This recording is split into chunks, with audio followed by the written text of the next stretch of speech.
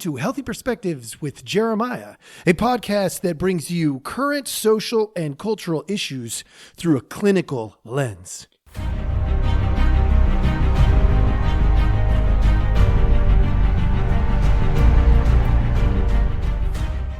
Hello. Welcome back. Thank you all so much for joining us.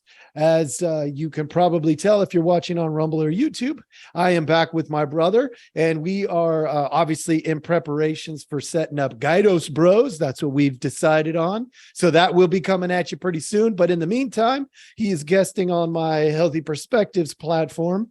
And we have an interesting topic that we want to explore today. And I'm going to be real honest with all of you, because that tends to be what I do anyway. I just want to outline, we haven't really spent any time figuring out where we want to take this. So hang on for the ride. It could be interesting. We're not sure yet, but we'll find out together. The topic that came up while we were just pondering ideas was there's this stuff going on in Russia right now with this rebellion.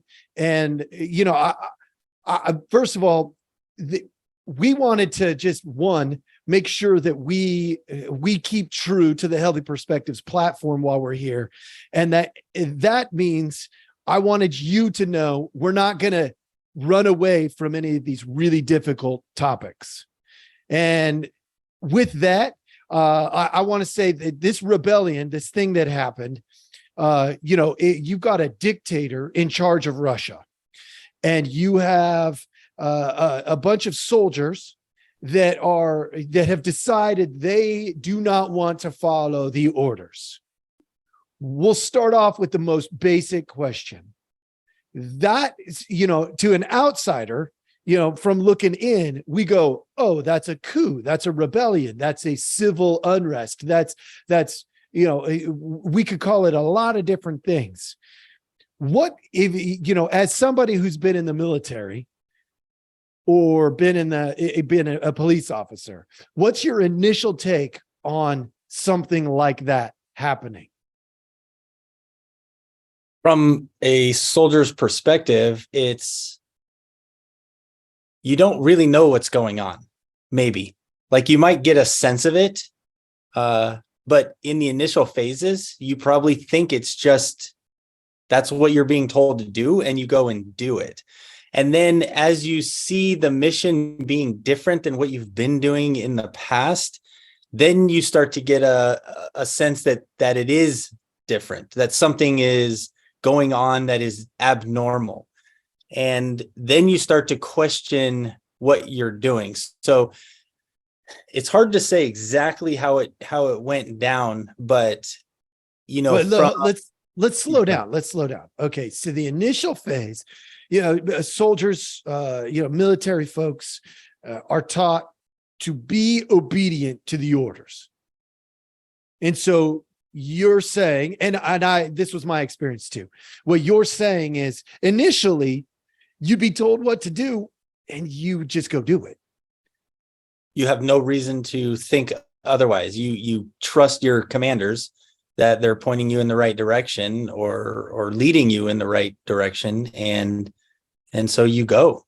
That's just what you do. If you don't, bad stuff can happen. So you trust it. Okay. So in this situation, there is a possibility that a bunch of the people involved in this may not have even understood what it was that they were doing. There's a good chance that, and I'm not saying it's good or bad in either case, right? I mean, if you're going against someone who has attacked another country, from our perspective, we might say that's a good thing, but it's inner turmoil. There's a bunch of stuff going on that we don't know about. But if you're just talking about someone in the military following orders, that's instant obedience to the orders.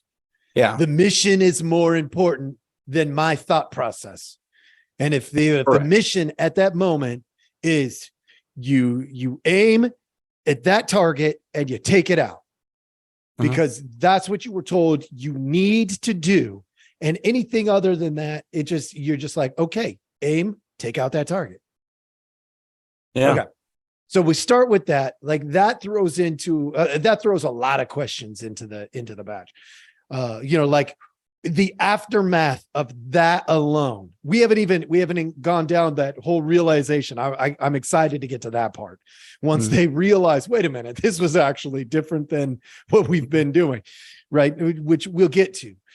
I just want to stick with what happens in the aftermath when, let's say, a soldier, somebody who's fighting in a war, realizes that they followed orders and that those orders were dramatically different than any of the other orders that they've gotten. You mean like what's the thought process? What do you think would happen on the inside? Like, I know what I would think, and as a clinician, I'll talk about that part of it too. But I want to hear your initial thoughts. So you're given orders, you follow those orders, but then you realize that those orders were not within the greater mission. Yeah. Well, I mean, at that point, you lose trust in your immediate commanders, and that can go all the way. Like, let's say you're at the platoon level, and you figure out that it was a bad mission. Basically, from your captain up, you're wondering who broke, who failed you, and so you don't know who did that. Was the captain following bad orders? Was the company commander following bad orders? Was the battalion commander? Like, who was it? And so you start asking that question, which means that the next thing that you get, you're automatically going to wonder, is this also broken? Mm-hmm. Was something given to you badly? And do you have to now ask questions and then question those orders? And do you do it only internally with your small group, or do you run that up the chain of command? And now you're scared. Now you're like hesitant. Now you're not thinking about the mission. You're wondering, is this a good mission? You're not in the game. That's what I'm thinking. Yeah. Yeah. Okay. Let's play that out for a second, because now I'm curious, so okay. What if you got to the other side of that and you started asking the question of, like, what if those orders were actually morally correct? What if the mission that was off mission is actually a better mission? Yep. I'm thinking in the United States, we had this whole thing that went on in Vietnam. And there was conversation pretty routinely about the morality behind the mission. So what if you ended up in a situation like that? Or, how a lot of people in America think there was this big insurrection. And I don't say that flippantly, this big insurrection on January the 6th.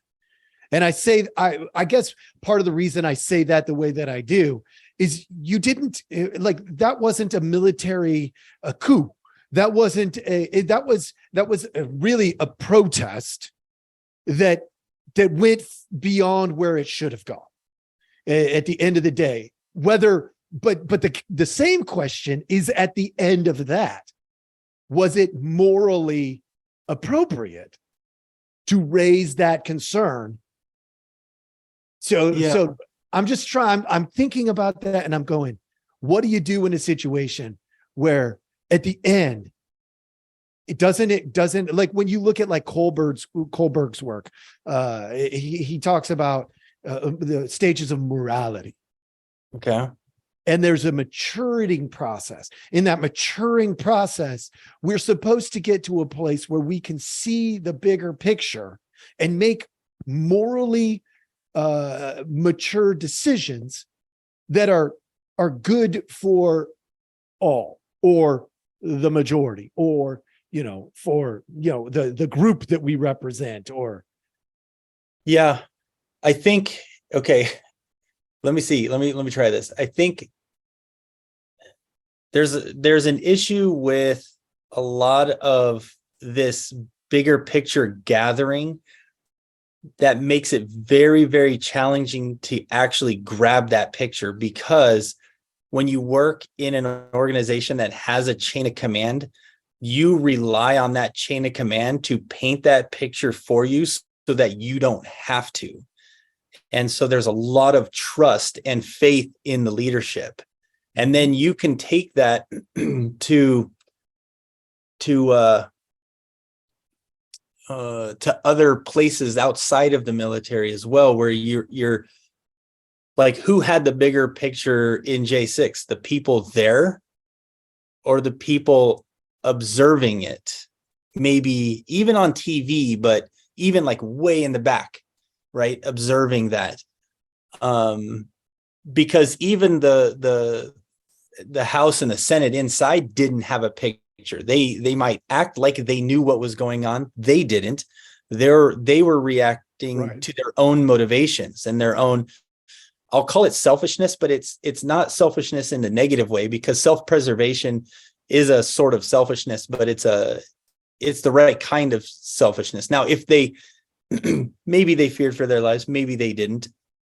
I doubt it, because there was a ton of security around there. So they might be acting like they did. I don't know. I don't know what was going on, but all I know is they didn't have a picture, and the people going in didn't have a clear picture. But let's see. You can even talk about just the normal city riots that were going on in 2020. And there was a lot of those, right? Who had the bigger picture? The people in them or the people watching them? So it's not isolated to the military or to any kind of unit like that.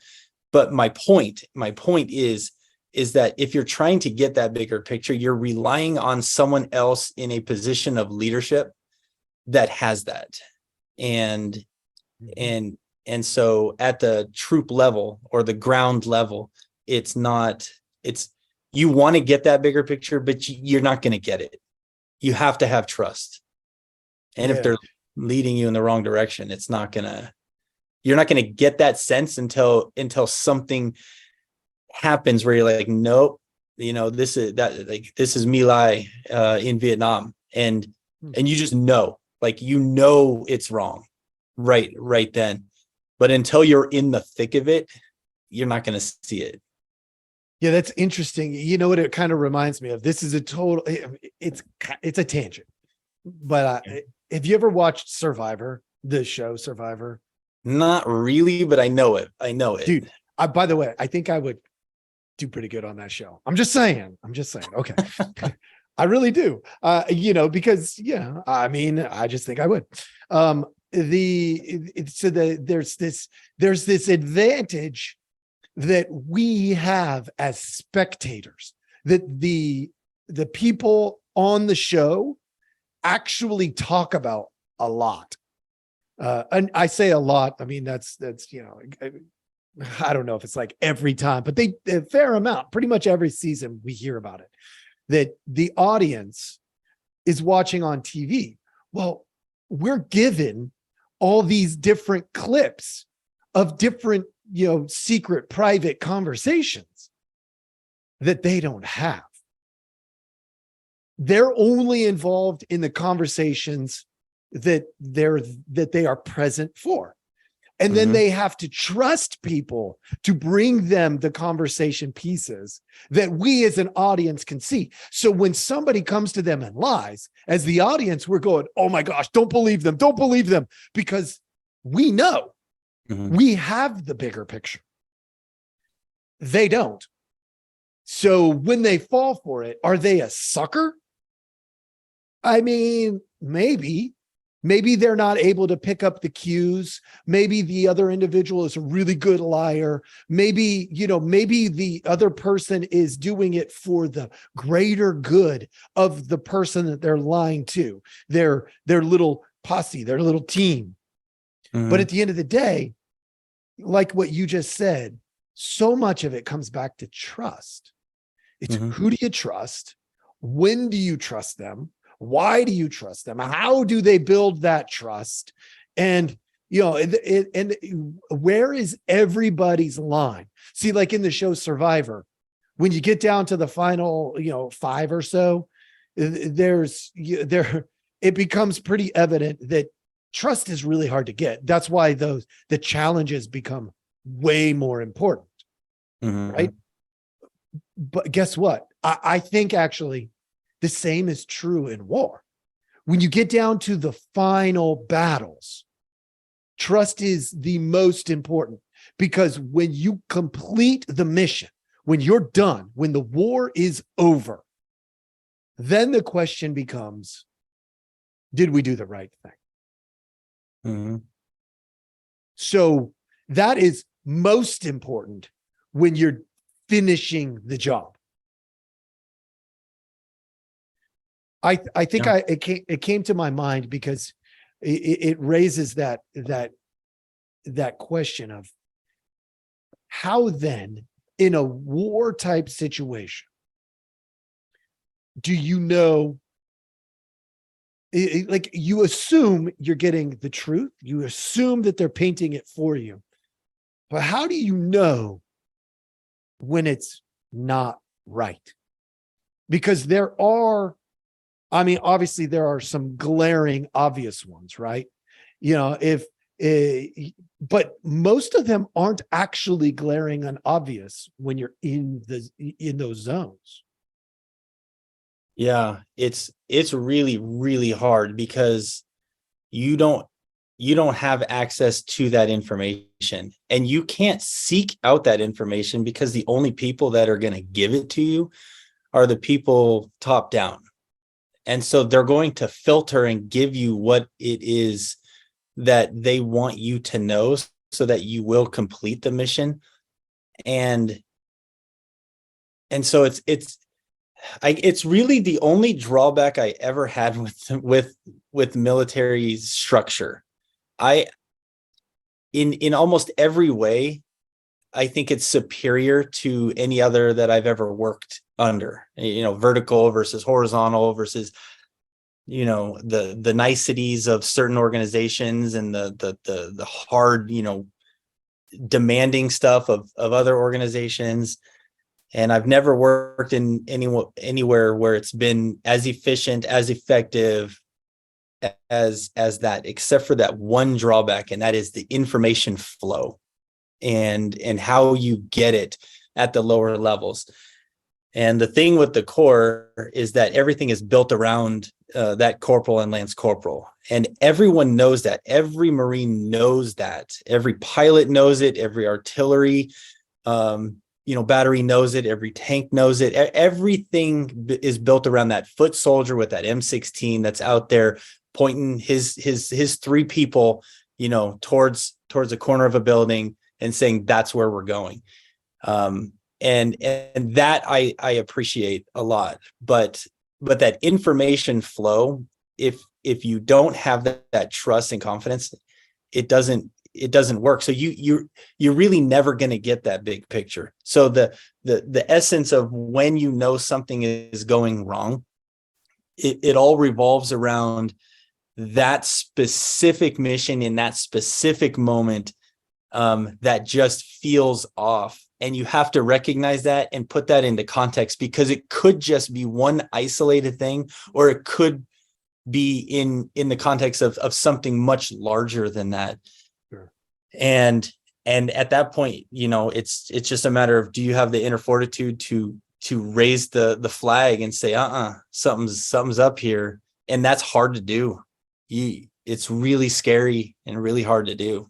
Mm-hmm. There's no one's going to say that it's easy. And I don't know. It's not a question that has an answer. I mean, is it that troops' fault for it or not? I don't think you can answer that question. It's too hard. Right. It's kind of interesting, because there is one glaring exception for me in my experience. I was in communication.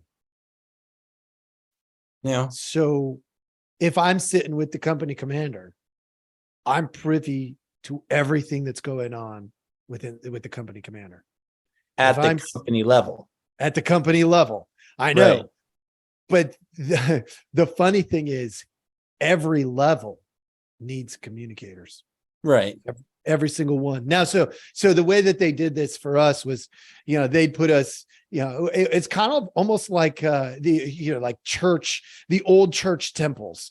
You had the outer room, and then you had the inner room, and then you had the sanctuary on the inside. And Right. so I could be in the outer room communicating to just certain folks. I could be in the inner room, but I never went in the sanctuary. Like, they would go in, and I would watch them go in, but then they'd come out and they'd say, do, and I would be like, sir, yes, sir. And I of course was taking notes, and then I would communicate exactly what I was supposed to communicate as efficiently as I could. And we had these very rigid communication methods.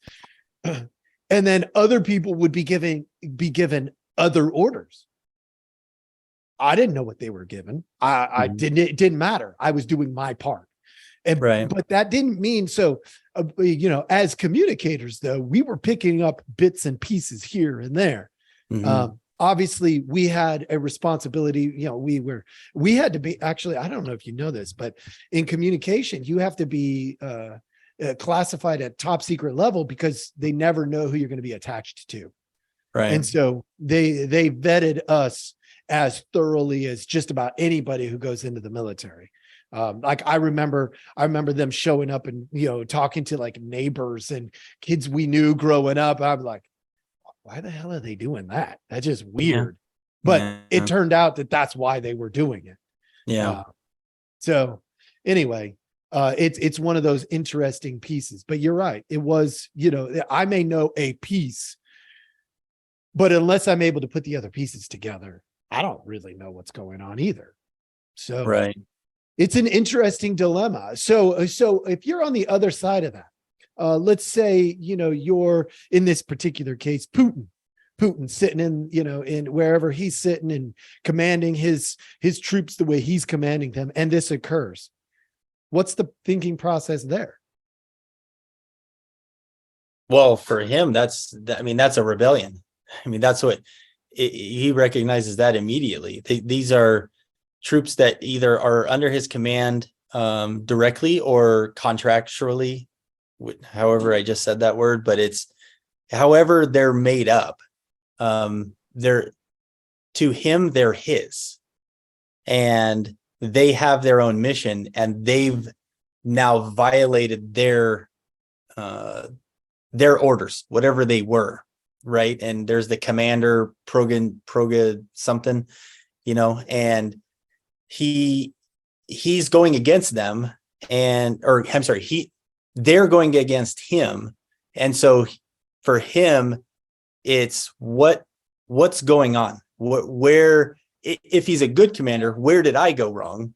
But if he's not, then he's wondering, who do I need to remove, or how do I need to fix this? And what do I do to get them back on track? Right. Sure. See, this raises a really interesting question from my vantage point. Like in the Marine Corps, the lance corporals, sergeants, like they're boots on the ground. They are the core element of the Marine Corps. If that's the case, and they follow directions, at the end of the day, only once you pick up sergeant do you start having any sort of say at anything. Truthfully, some corporals, obviously as you move along in your journey, you may have some say, but it's limited at best. And so you potentially have, let's say there was 1,000 men. You potentially have only one that's a problem. But the whole entire group of 1,000 is acting under that command, and therefore immediately could become the enemy. Now, as a dictator goes, Now, so some people are, I guess I don't have all the details, but some people are saying that Putin is being way too nice about this or something like that. But from my vantage point, if I'm looking at that, I'm going, maybe he has vetted out who the one is. Yeah. And he realizes that the rest were literally just following orders, and he knows. Mhm. And if he could take that person out, put the right person in charge, now all of a sudden you don't have an issue anymore. Right. I don't think that's a bad idea if you can do it. Yeah. So like if you're running a police department and you have some rogue lieutenants or rogue sergeants out there doing stuff, and you can identify them, you can straighten out units that way, right? Right. Makes sense. So yes, if you can, if that corruption within that unit has had time to bleed, Yeah. now it doesn't work. Yeah. So you have to evaluate this temporally and I guess and accurately for where it started, right? So how long has it been, and did you identify the source? So if you've identified the source, but it's been too long, now you've got sub commanders and sub commanders within that are now poised to, bring it back again. Yep. And what they'll do is, even if you disperse them, they'll just bring it back wherever they go. Right. So then you could be essentially like spreading it as Putin would be saying. You could eliminate the cancer, or you could spread the cancer. Yeah. And it depends on like how fast you find out, how accurate your surgical procedures are in getting rid of the core issue, and and then selling it again. You have to sell it to the people who were deceived in that situation. Right. That, hold on, this was we know this wasn't you. You're still good. You're in our good graces. We just need you to get back on track. Mm-hmm. And then they have to believe that. Because if they don't believe that, then the seeds have already been planted. And even if they didn't do anything wrong up until that point, it's still going to fester in the back of their mind. Psychologically, that's what would happen. Mm-hmm. Like that's where they would go. We know that, like that's obvious. That it's honestly, it's how people get manipulated all the time.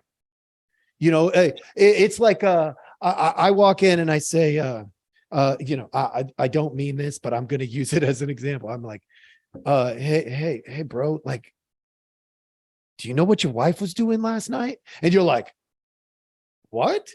What are you talking about? Oh, I guess you don't know. Now, all of a sudden in your mind, you're going, what did my wife do last night? Like, what are you talking about? But in the back of my mind, it starts to fester. And now I start looking at my wife and going, I mean, she was gone for like 45 minutes. Maybe it was during that time. Like, where did she go? Where did she even have time to go? She said she was going to the store. Like, that shouldn't be a big deal. She came back with stuff. But now I wonder. And so the next time she leaves, what's ringing in my ear? Right. And all of a sudden it festers. And then I fall into confirmation bias. Well, that other commander, the one who they ousted, well, they went down this path, and now I'm seeing it play out for others. And I'm going to confirm my bias that got planted by a bad commander. Potentially. Like, I could see that psychologically. That's what happens. We do that stuff. Yeah. And that can lead to some really bad situations in a big hurry. And in this particular situation, it goes kind of back to a question that you raised earlier, which is, what if the bad mission is a good mission? Yeah. What if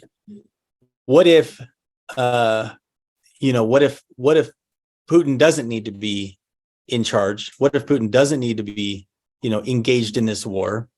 And this particular event had the intent of ensuring that it doesn't continue, and that there is a removal of power in some way, and that in that situation, whoever is going to assume that is a good person, right? Not a dictator who is bent on war and doesn't, like all the good stuff. Like if you're going to be the super optimistic person in here, what if that was a good mission? Now, how does that play out? Like that's one of those things. So we're an outsider looking in, and we only know what we know. We don't, certain news organizations give us one story, others give us another story.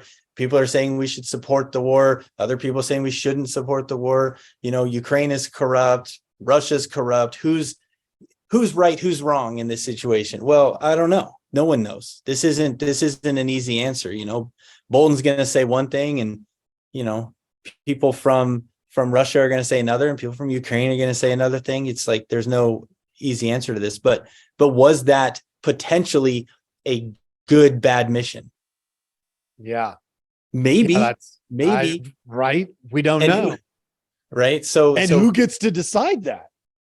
Right. And history decides that, and history writes how it writes, and you never know. So, well, that's a whole different topic, because sometimes people try to undo history now. It's weird. Like that just boggles my mind. It's like, but we're undoing the Bible. We're undoing World War I and World War II. Like, what? Are you kidding me? The Civil War. Let's undo it. Like, what? Yeah. But whatever. I mean, I know but as far as the troops go, as far as the people on the ground, it is psychologically exhausting for them. They are mentally, they're not going to be the same fighting troops that they were before. Good guys or bad guys, whatever. I mean, it is what it is. But one thing is for sure, they're not going to fight the same as they did 3 weeks ago. Yep. It is impossible now. This doesn't matter what commander you give them. It doesn't matter what mission you give them next. There's always now going to be a question. What am I doing? Yep.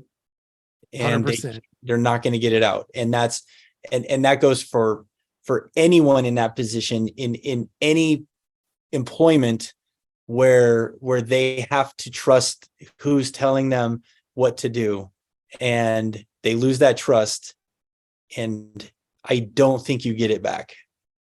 Well, and if you do, I think it's a very long journey.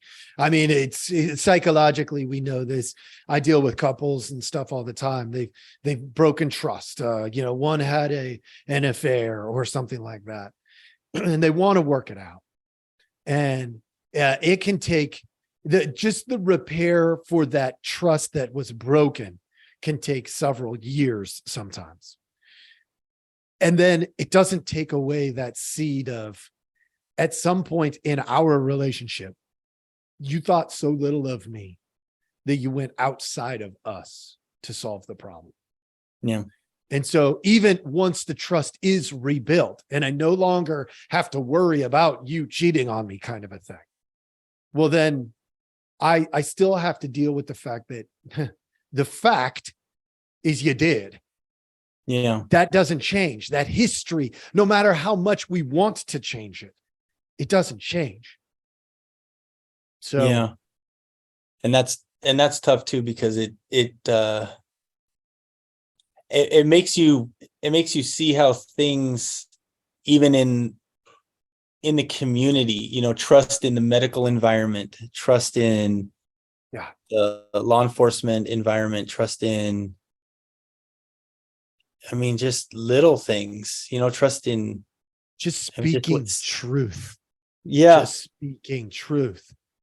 Yeah. At every single level. And it doesn't, this is the funny part. Like, okay, this is the way I teach it when clients come in. The truth as I see it. I don't even have to be completely right. I just can't lie or misguide, minimize, exaggerate, keep secrets about the truth as I see it. It's the three blind guys that approach an elephant story. Mhm. One wraps their arm around the leg and they describe it. The other wraps its arm around the trunk and describes it. The other wraps his arm around, his hands around the tail, and they describe it. And when you step back and you see the truth as they see it, they're blind, they don't literally see it. You can put the pieces together and go, oh, that's an elephant you're describing. From the outside, we can see that because they spoke the truth as they see it. They didn't minimize. They didn't go, oh, well, mine's super light when they can't lift it. Oh, mine smells like peaches, but it's the butt end. Like that messes up the view. Yeah. I think, and I know this is a little bit of a tangent, and we can talk about this another podcast or something, but I like the phrase, the truth as I see it, as opposed to my truth. Yes. The phrase my truth, because the truth as I see it is from your perspective, which may or may not be limited. My truth is not the truth. The truth exists somewhere, and it takes multiple people or multiple perspectives to put together the truth as they see it to figure out what the truth is. Absolutely. On most things, but there are threads of truth. Yeah. I'm sure there's nuances to parts of it, and it definitely might be a cool topic for another podcast. But it's something where it's like, they're related. They're related. Absolutely. So. Absolutely. Hey, look, I probably kept you long enough. Maybe you should tell everybody where you are. I'm in Las Vegas for a little bit. So getting some sun. He's hanging out, doing some lazy river time with the kids. It's good stuff. Good stuff. Yep.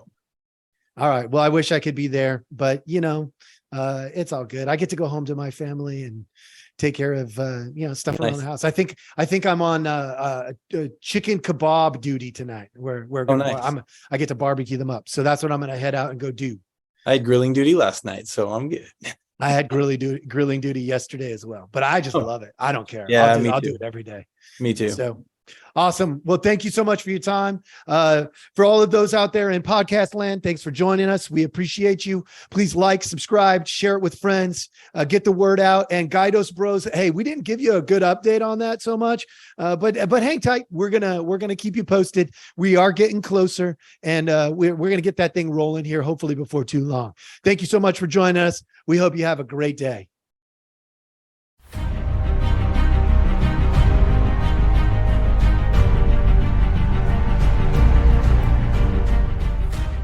Thank you for listening. We hope you enjoyed the show. Take a look at the details of our podcast for links to our website and other helpful information.